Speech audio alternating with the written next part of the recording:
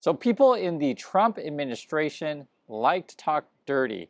That's the subject of today's video. And basically, a report just came out about Pete Hegseth, and essentially he had a separate line set up in his office to talk dirty. They call this a dirty line. Let me read it here. It says, known as a dirty internet line by the IT industry, it connects directly to the public internet where the user's information and the website's access do not have the same security filters or protocols that the Pentagon secured connections maintain. So basically, right, if you normally use the Pentagon internet, it's going to have more safety stuff installed. But if you want to use Signal or other things or access other types of websites, you'll have this unsecured internet line, and that's what Hegseth did. Basically, I'm starting with this is because it sort of shows who these people are and kind of the challenges that we're faced with. As you guys know, there's been now two Signal controversies with the Hegseth guy, and more reports came out that people are quitting on him, basically. There's this weird headline here, and I'll read it to you. It says, polygraph threats, leaks, and infighting. Pentagon chaos rattles Hegseth. Basically, he was really pissed off at, whoever's leaking information that basically he's incompetent, or basically that he's got this, dirty line and unsecured, things that he's doing. And he started running around the office threatening people. This was the quote, I'll hook you up to an effing polygraph. He told this to Admiral Christopher Grady, who was then acting chairman of the Joint Chiefs of Staff. So just think about this. You're running around telling admirals to, I'm going to hook you up to a polygraph, an effing polygraph. He also said that then to other people as well. Lieutenant General Doug Sims, who then was the Joint Staff Director, and then other senior officials. Basically, people just don't have confidence in the guy, and they quit. The people left with Hegseth, I guess, are his brother, his wife, a close friend from the Army, and then a couple other people that are basically friends. And this is a real problem, and it's not just Hegseth, as I'm starting with this, but it's multiple Trump people. So let me give you another example. What's going on over there? Trump's were having dinners, I guess, and if you wanted access to the president, you could buy his Trump coin. For real.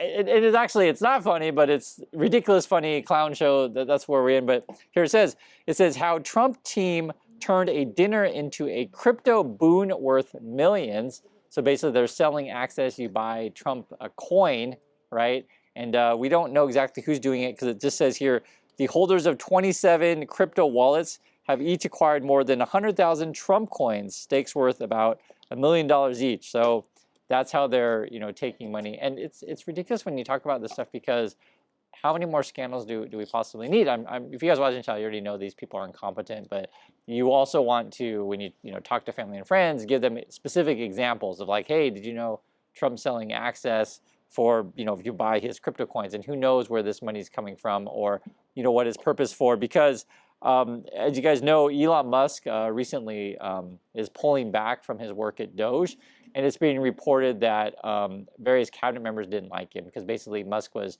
trying to pull too many strings and act like, president number two or just a outright number two, however you want to call it. It was complaints from, I guess, Duffy, that would have been transportation, Marco Rubio, that would have been Secretary of State, and also Bessent, which is Treasury. Basically, Musk wanted to, install his people, fire people he didn't like. But this is a big problem, and it relates to the Hegseth situation, to where, Trump picks a bunch of, loyalists, a bunch of self-serving people, and there's a lot of, federal employees and, people who have been in these positions for years, have decades of experience, and those are the people that you want there. I mean, they're patriots. And I always try to emphasize on this channel, it's not always about left, right, left, right, and Republicans this, Democrats this. There's just some people like, I don't really want to play the political game. I'm just here to do a good job and serve my country. Presidents come and go, but many people still stay there. The problem right now is what we're facing is, first you had Musk push out a bunch of people, right?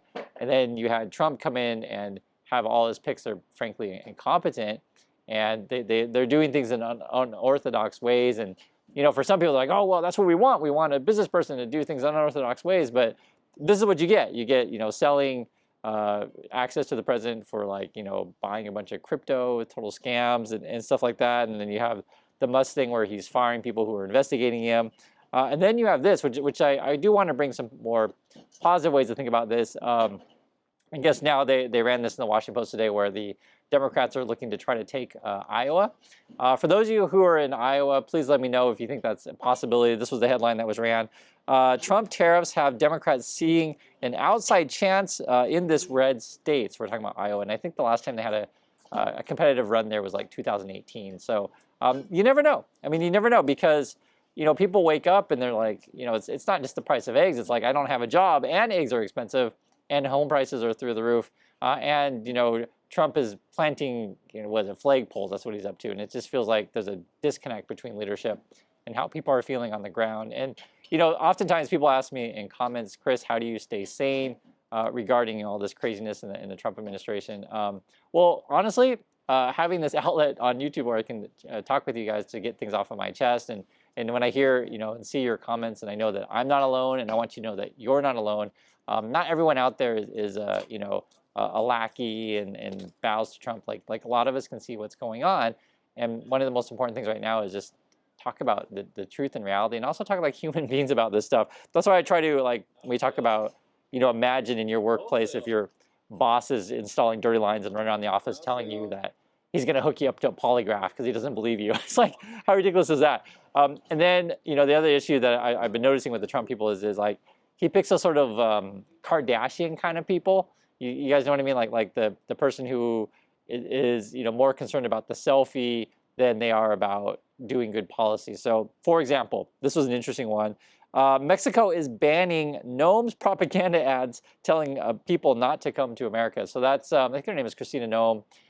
Is she Homeland Security? You guys correct me wrong. She's, yeah, Homeland Security, that's right. They spent like $200 million to put out these ads. And, you know, for her, and people always, you know, make joke that she's like sort of Homeland Security Barbie, where she just goes and poses. She holds guns the wrong way. Like, she pointed a gun like at, you know, at someone's head, which is, you shouldn't do that, especially for a photo, and you don't even holding it correctly. And then, you know, just, it's a bad look. It's a bad look in two ways. So one is, you know, the messages you're putting out there, and then two, you're all complaining about, you know, wasting money, and yet you're spending all this money on these commercials that are kind of ridiculous to get 200 million. Now, these administration does have ramifications to all of us in the economy, et cetera. So, for example, Intel reported their earnings today, I guess. It says here, Intel CFO says tariffs increase chance for economic slowdown, recession getting likelier. And I like to give you guys different point of views. Like I said, it's not always about left, right. Just talk about money and business and jobs, which is what people care about. So this is coming from Intel. They say here, the very fluid trade policies in the U.S. and beyond, as well as regulatory risks, have the increased chance of an economic slowdown. And that's their chief financial officer, because they have to predict, you know, and plan for the future. With the probability of a recession growing, the biggest risk we see is the impact of potential pullback in investment and spending as businesses and consumers react to costs and uncertain economic backdrop. And you're going to get a lot of turmoil and chaos.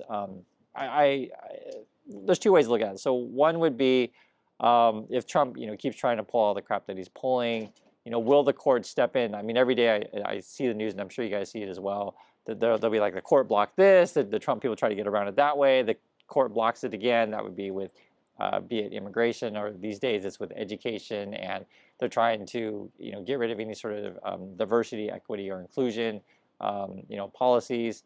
Also, you have like the Trump people trying to fire people. And you're you know, crossing all sorts of, you know, legal lines with that.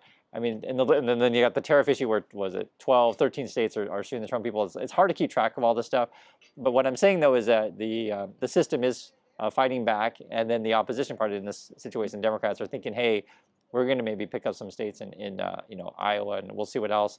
I think midterms are going to be pretty nasty from the Republican point of view, because there's no way you can, you know, run the country in this way, like completely incompetently, and just pick a bunch of, you know, people that, you know, have your brother and wife around and, like, you know, kick out any sort of experienced people. There's no way that can last. And then also you're going to have this kind of stuff, which I think is interesting, is will Google break up or not? This was fascinating. It says Yahoo Yahoo of all companies. Yahoo is ready to buy Chrome browser if Google is forced to sell. So some of the things are still operating, in ways that I'm actually quite surprised, because, my impression was when Trump was going to come in, they were going to like call off any sort of, anti-monopoly kind of rulings. Lena Khan, has a lower position now in the FTC. She hasn't been fired yet, and I'm actually, from my understanding of it, not yet, because I was surprised at that. I thought one of the first moves that was rumored that Trump was going to fire, but evidently not yet. I say yet because the year is still young, I guess. But there could be various shakeups in the business community. So if Yahoo buys the Google Chrome browser, I think that'll be an interesting one, and it shows that we're going to start diversifying more in our tech industry, which is something I think we should be doing. We have too much consolidation of power, and it's a bad trend that we're seeing, say, with the Trump people trying to spread the power of the executive branch. We don't necessarily want our tech companies to get out of control as well. So that's my thoughts of what's going on around the market, the world, and also in politics. Want to hear your thoughts? Do appreciate your time, and I'll catch you on the next video.